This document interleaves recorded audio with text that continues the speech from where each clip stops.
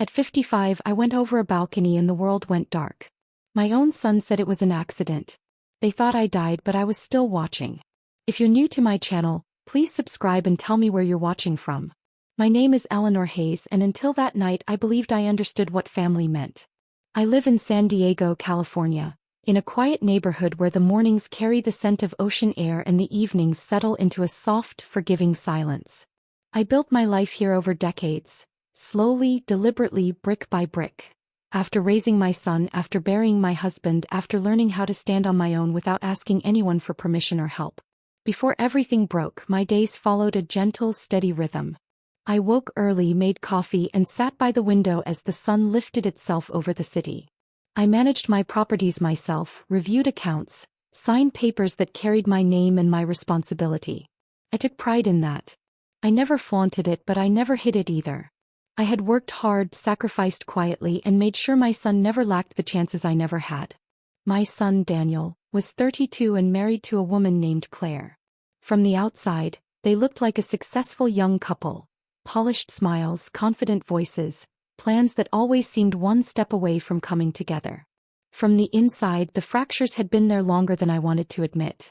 Claire spoke to me as if I were slightly inconvenient, like a piece of furniture that had once been useful but now took up space. Daniel didn't correct her.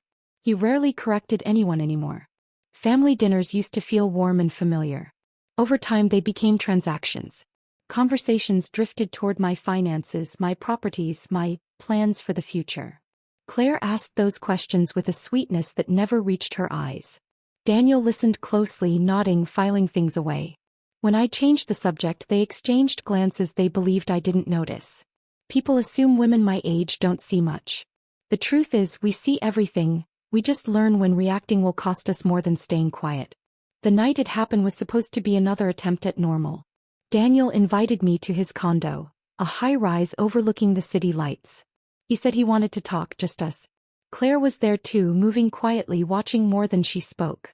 The balcony doors were open, the air cool, the city humming below like it always had. I remember thinking how beautiful it looked. I remember stepping closer to the railing, wrapping my arms around myself, feeling that familiar ache. The one that comes when you realize your family no longer feels like home. The conversation shifted without warning. Daniel's voice changed. It hardened. He talked about stress, about debts, about how things would be easier if I weren't so stubborn. Claire stood a little too close behind me. I turned to ask what he meant. That's when it happened. A sudden force at my back. No warning. No apology. Just the awful, unmistakable certainty that I was no longer standing on solid ground. As I went over the edge, the world shattered into sound and light and terror. And in that chaos I saw his face. My son's face. Not panicked. Not surprised. Resolved. I didn't fall all the way to the street. Fate, or something like it, caught me on a lower balcony. Pain tore through my body. Then darkness closed in. Later I would learn what they told everyone. That I slipped. That it was an accident. That I didn't survive. But even as my body lay broken and my name began to disappear from conversations, something inside me stayed awake. Listening. Waiting. Because betrayal doesn't always end you. Sometimes it wakes you up. I was 55 years old when that night changed everything. Old enough to know better and old enough to feel ashamed for believing that love alone could protect me. I had been a mother since I was 23, a wife for nearly 3 decades. And then a widow who learned slowly and painfully how to survive without leaning on anyone. After my husband passed, I became the quiet center of my family's stability. I paid the bills. I kept the lights on. I made sure there was always a safety net beneath them. I told myself that was what love looked like at this stage of life. Daniel was my only child. I raised him carefully, maybe too carefully. I tried to smooth the road ahead of him whenever I could. I stepped in when he stumbled, offered advice when he asked, and money when he didn't. I believed that made me a good mother. I believed it earned me loyalty. Looking back now, I understand how easily support can harden into expectation, and how expectation can quietly turn into entitlement. Claire entered our lives 8 years ago. At first she was charming, polite, observant, always watching more than she spoke. Over time that politeness thinned into tolerance. She rarely addressed me directly. Often she spoke about me as if I weren't sitting right there. When she did speak to me, there was a soft impatience in her voice, the tone you use with someone you assume will eventually move aside. Daniel changed around her. He grew quieter with me, more guarded. He stopped calling just to talk.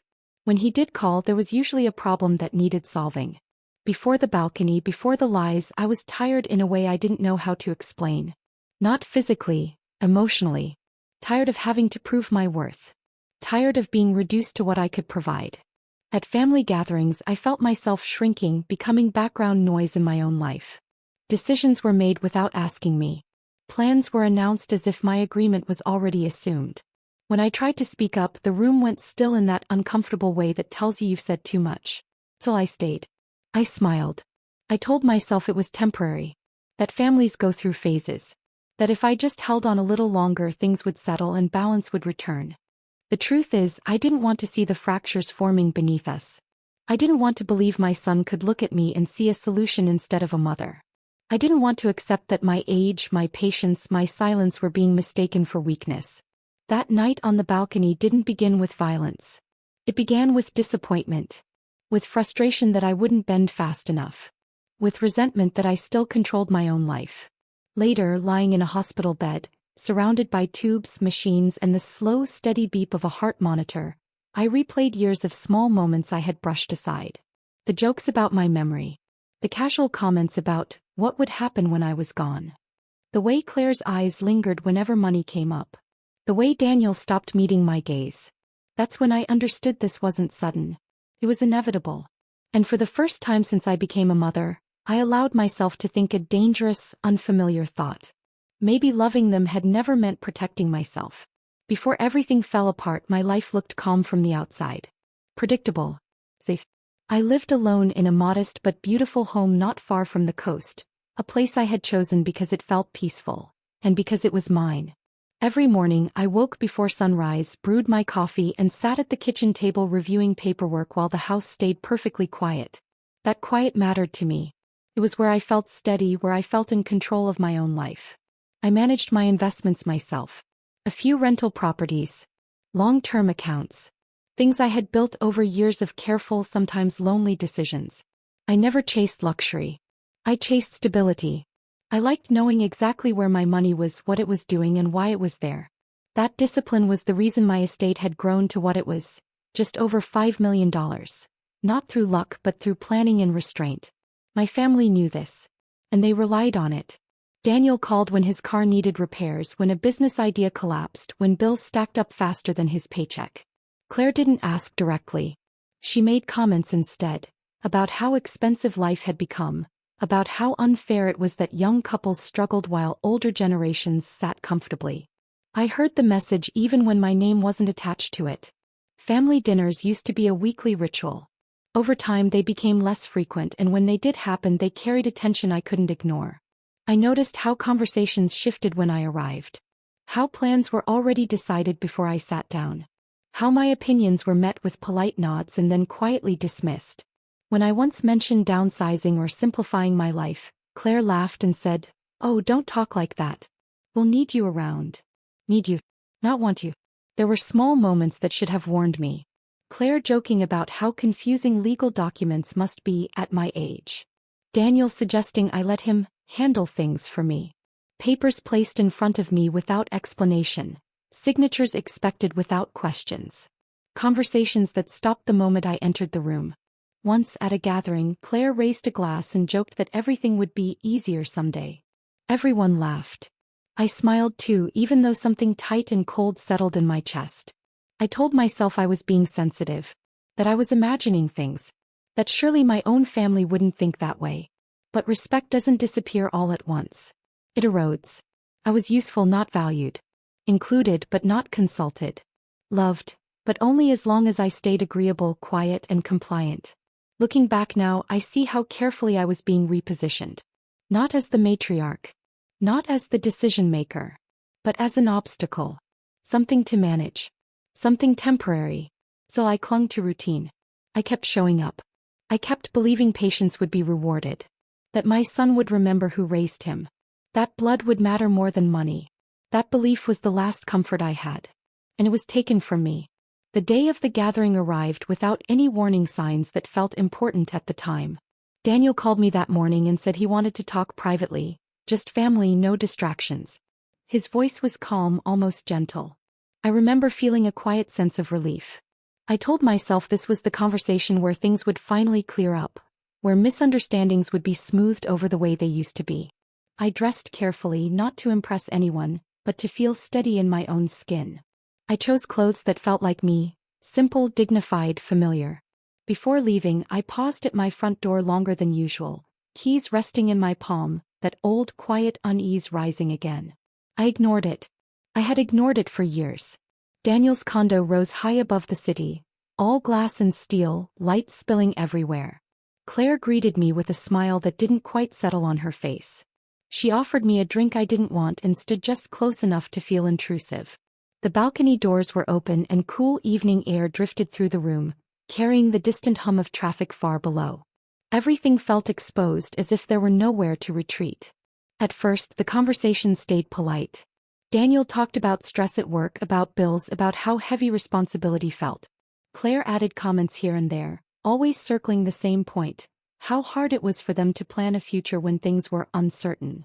I asked what she meant. She looked at Daniel. He sighed. That's when the tone shifted. He said I was stubborn. That I didn't listen. That I was holding on to control for no reason. He said things would be easier if I trusted him more, if I stopped worrying about details. Claire crossed her arms and stayed silent, but her silence felt louder than words. I stepped toward the balcony without thinking, needing air, needing space.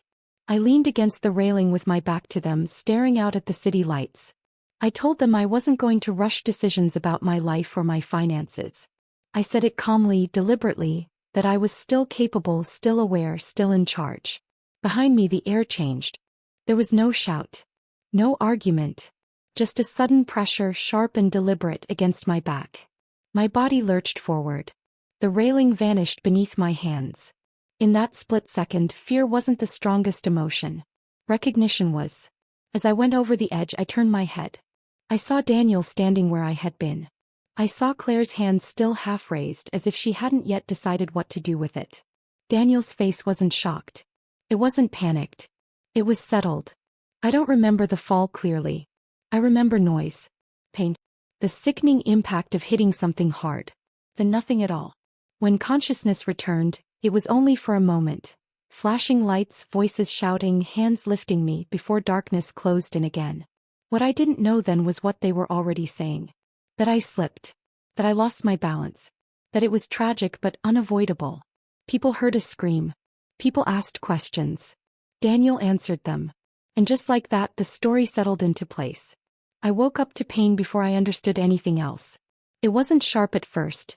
It was heavy everywhere, as if my entire body had been wrapped in concrete. My mouth was dry. My chest felt tight and unfamiliar. When I tried to move, something tugged at me and a machine beeped in protest, sending a wave of nausea rolling through my stomach. I remember thinking with a strange, distant calm, so this is what it feels like when you don't die. A nurse noticed my eyes open and leaned over me. For a moment, her face softened in relief, then quickly tightened with concern, as if she hadn't expected this moment to come at all. She told me not to speak.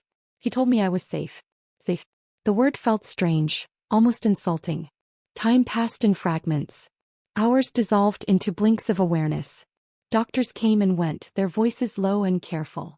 I caught pieces of conversation drifting above me, multiple fractures, head trauma. Lucky she didn't fall farther. No one mentioned my family. No one said Daniel's name. That absence was louder than any alarm in the room. Much later, when the fog finally thinned, a doctor pulled a chair to my bedside and sat down. He explained that I had been unconscious for over a day. He said there had been confusion about my condition at first. He chose his words slowly, deliberately. Too deliberately. That was when I knew something was wrong. I asked about my son. The room shifted. The doctor hesitated, then told me my family had been informed. He said they were handling things. When I pressed, my voice barely more than a whisper, he finally said it.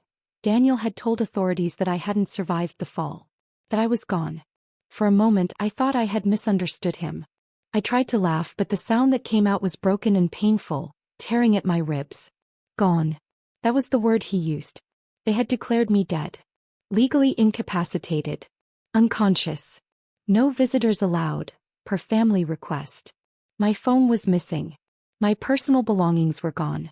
Paperwork had already started moving without my knowledge, without my consent, as if my life had already been packed away and labeled finished. I lay there staring at the ceiling, listening to the steady hum of machines, and felt something tear loose inside my chest. Not grief. Not yet. Betrayal. They hadn't just pushed me off a balcony. They had erased me. Decided my existence was inconvenient. Rewritten the ending of my life while I was still breathing. I cried quietly that night, not from the pain in my body, but from the understanding that settled over me like a weight.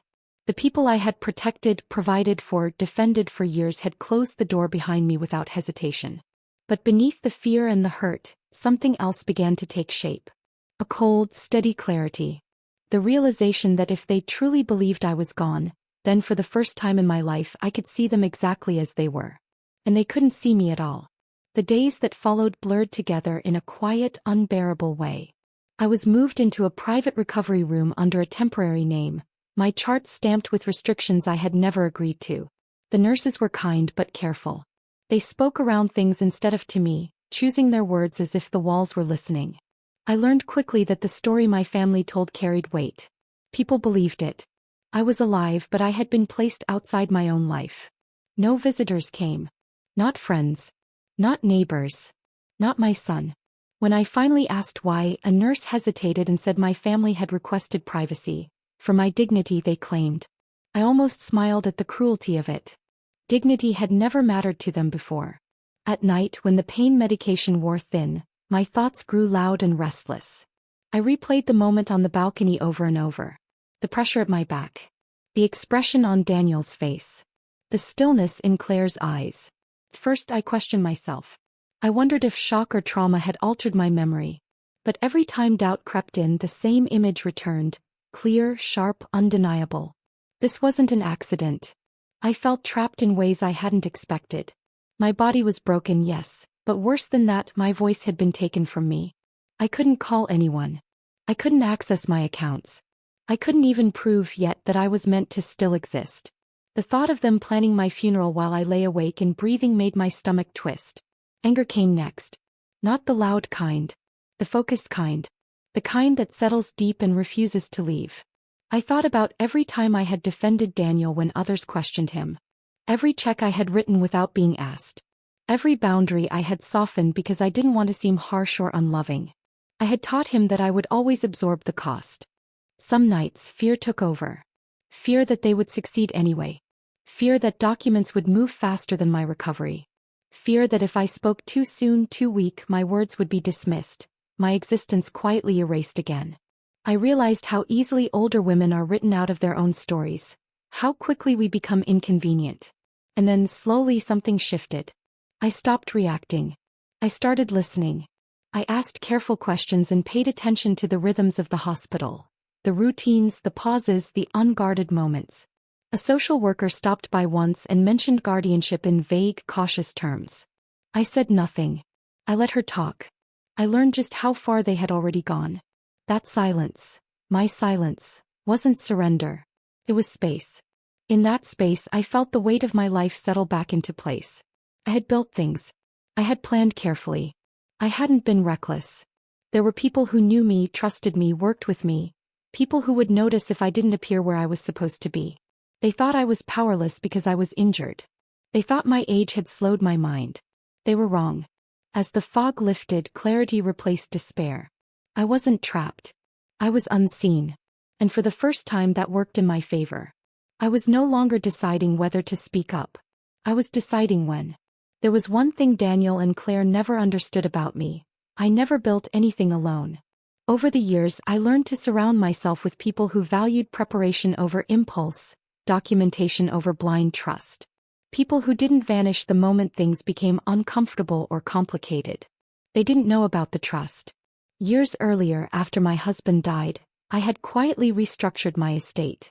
Not out of fear but out of responsibility.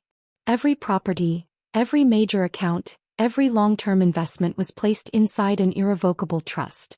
I remained the guiding force behind it, but I was never the only key holder. At the time it felt prudent. Now it was everything. My attorney, Michael Reeves, had insisted on safeguards I once thought were excessive. Automatic alerts if I missed scheduled check-ins. Delayed disbursements that required verified conditions. Layers that prevented any single signature, mine included, from dismantling the structure overnight. When I mentioned those precautions years ago, Daniel rolled his eyes. Claire laughed and said I worried too much. From my hospital bed, unseen and officially declared gone, those same precautions became my lifeline. I asked carefully to speak with the hospital's legal liaison. I didn't accuse anyone. I didn't raise my voice. I said I was frightened. I said I believed there had been a mistake. And I asked very simply for help contacting my attorney. It took patience and persistence, but eventually the call went through. Michael didn't ask many questions when he heard my voice. He just paused and said quietly, "I thought something was wrong." That sentence alone nearly broke me. Through him I began to learn what Daniel and Claire were doing.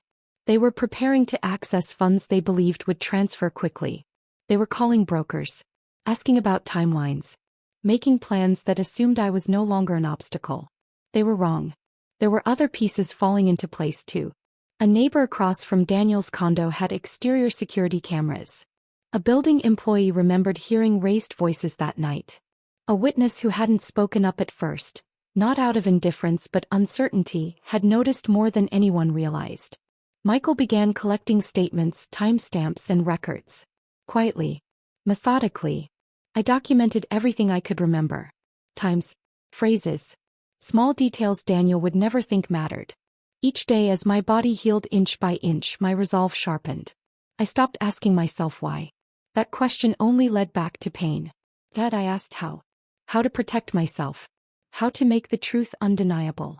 How to ensure this could never happen again. Not to me, not to anyone else. Lying there with the curtains half drawn, the city moving on without me, I made a decision. I would not rush this. I would let them believe the story they had created. And when the truth arrived, it would arrive complete. Impossible to dismiss, impossible to escape. The decision didn't bring relief. It brought stillness. Once I chose not to reveal myself, everything slowed in a way that felt deliberate, almost controlled. I stopped reacting to updates and started requesting them. Michael became my eyes and ears. He didn't interfere or push. He observed. He documented. He let Daniel and Claire reveal exactly who they were when they believed no one was watching. They moved quickly. Too quickly. Within days they were asking about access dates, about interim allowances, about what could be advanced before paperwork was finalized. They spoke in hypotheticals that weren't hypothetical at all. Michael listened without judgment. He asked neutral questions. He took careful notes. He never corrected their assumptions or warned them where they were headed. From my hospital room, I imagined them rehearsing their grief. Choosing clothes for a funeral that hadn't happened. Practicing the right amount of sadness in front of a mirror. I wondered whether Daniel lost sleep at night, or whether the version of me he had already buried made that easy for him. I focused on healing. Physical therapy was slow and humbling. Every step reminded me how close I had come to losing everything. Not just my life but my independence, my voice. Pain sharpened my patience. It taught me how to wait without weakening. Michael arranged independent medical evaluations so there would be no doubt about my mental capacity when I finally stepped forward. He coordinated quietly with law enforcement. Not to accuse, not to dramatize, but to preserve evidence while it was still intact. When I gave statements, I did so carefully and clearly only when my strength allowed. Every word mattered. Every detail counted. I authorized one more thing. Silence. No announcements. No corrections. No legal moves yet. Let them get comfortable. Let them settle into the story they had created. Let them commit to it so deeply there would be no graceful way out. In the meantime, I prepared myself, not just legally but emotionally. I imagined the moment I would see Daniel again. I practiced keeping my expression steady. I reminded myself this wasn't about revenge in the dramatic sense. It was about truth. About safety. About drawing a line that could never be crossed again. One afternoon, the hospital chaplain stopped by and offered comfort. I thanked him and told him I didn't need prayers. What I needed was time to make sure that when I re-entered my life I did it on my terms. By the time Michael told me the estate reading had been scheduled, I was ready. They believed they were attending a formality. A confirmation of victory. I knew it would be something else entirely. Because the moment I chose patience over panic, everything shifted. They were no longer ahead of me. They were walking straight into the light. The room was quiet when I arrived. Not the comforting kind of quiet, the tight, brittle kind that presses against your ears and makes every breath feel too loud. The conference room sat at the top of a downtown law office. All glass walls and polished wood, immaculate and impersonal. I waited just outside the door while Michael finished arranging papers.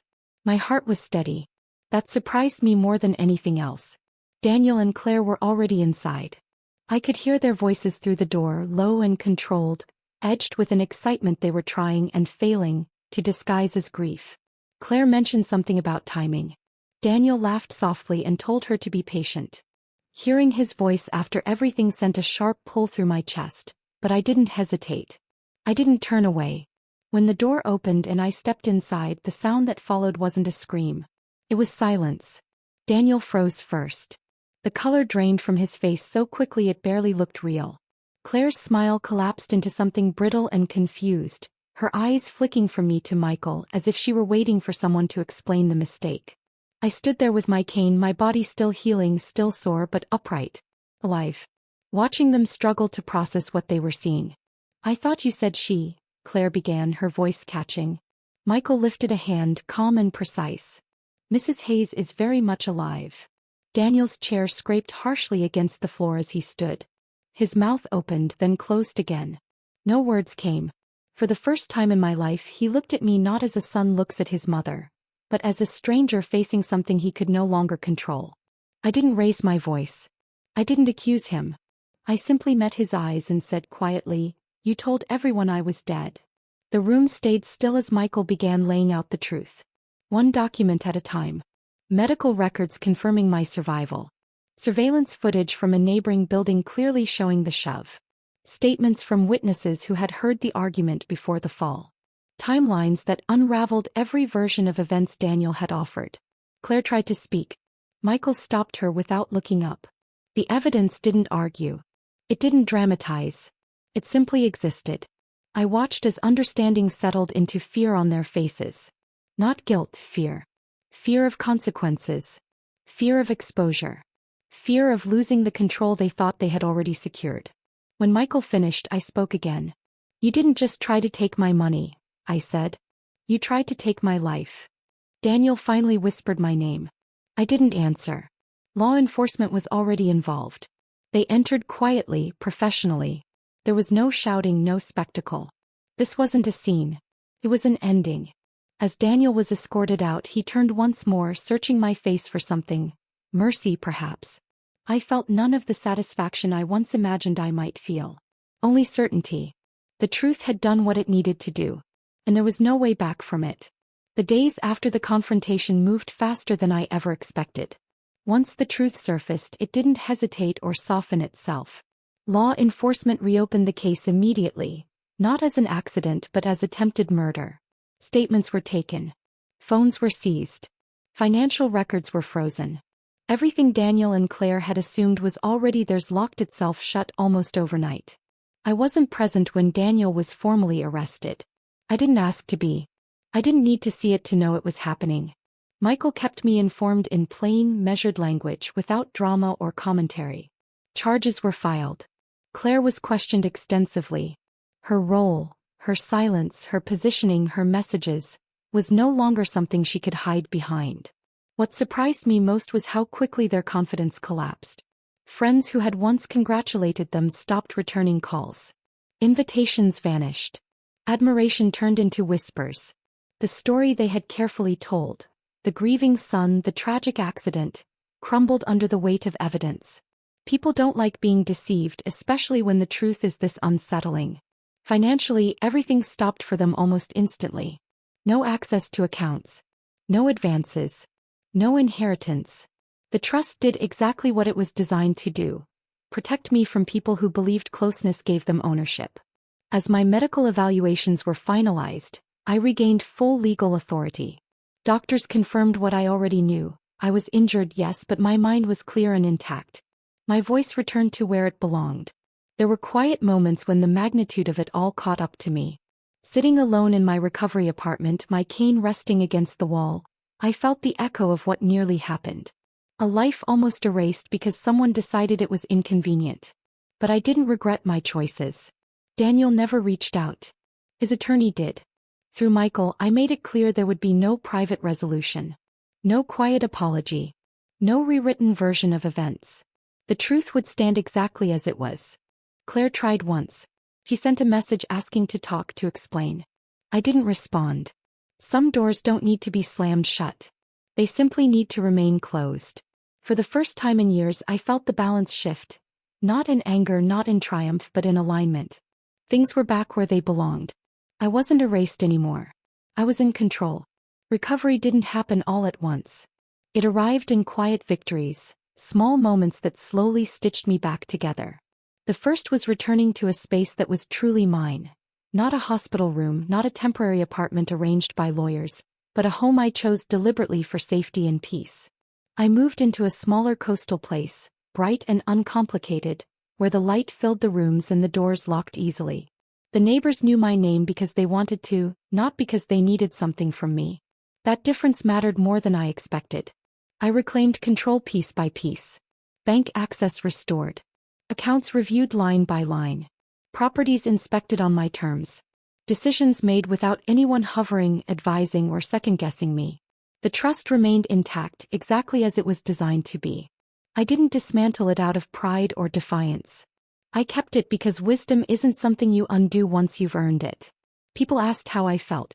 Friends. Distant relatives. Even strangers who had followed the case quietly from afar. Some expected anger. Others expected grief. What I felt instead was steadiness. A calm that came from knowing I had survived something meant to erase me. That kind of survival changes how fear lives in you. It no longer rules. It informs. There were no apologies from Daniel that reached me directly. I heard about statements made in court, about remorse expressed through attorneys and formal language. I didn't attend those hearings unless I was required to. I didn't sit in the gallery hoping to be acknowledged. My presence had already spoken for itself. What mattered was simple and undeniable. I was safe. I was independent. And no one could rewrite my life without my consent again. I made one final decision that surprised people. I cut contact completely. Not out of bitterness, not out of anger, but out of clarity. Being someone's mother does not mean being their shield forever, especially when they have proven they are willing to stand behind you and push. Letting go wasn't dramatic. It didn't come with speeches or confrontations. It was quiet. I blocked numbers, changed routines, gave myself permission to live without waiting for anyone's approval or forgiveness. Some nights I still wake up thinking about the balcony, the lights, the moment everything tipped. But those memories no longer control me. They remind me of what I endured and what I survived. I didn't win because they were punished. I won because I stood back up, rebuilt my life, and refused to disappear. And that is something no one can ever take from me. There is a version of me that didn't survive that night. She believed silence kept the peace. She believed patience would be rewarded. She believed love meant enduring anything. I think about her sometimes and I don't judge her. She did the best she could with what she knew then, with the tools she had, with the life she was trying to hold together. What I know now is different. I learned how quickly an older woman can be dismissed, how easily kindness is mistaken for weakness. I learned that family titles don't guarantee safety, and that being needed is not the same as being valued. Most of all, I learned that waiting quietly for respect can cost you everything. But I also learned something else. Age is not decline. It is perspective. It is pattern recognition. It is knowing when to speak and when to wait. The night they thought I died, they believed my story was finished. They believed they could write the ending without me. What they never considered was that I had spent my entire life preparing, adapting, and surviving things far quieter, and far more dangerous, than a balcony. I didn't survive because I was lucky. I survived because I was careful. As I planned. Because I trusted myself when something felt wrong, even when it was easier to stay silent. Today my life is smaller in some ways but stronger in every way that matters. I wake up without fear. I make decisions without guilt. I live without apologizing for taking up space or asking permission to exist. If there is one thing I want you to take from my story, it's this. Never assume someone is powerless because they are quiet. Never underestimate a woman who has already lived through loss. And never mistake patience for permission. They thought I died that night. What actually happened is that I finally chose myself. And that choice saved my life. Thank you for staying with me until the end. If this story touched you, don't forget to like, subscribe, and share it with someone who needs strength today. Until next time, stay safe, stay strong, and never underestimate your own power.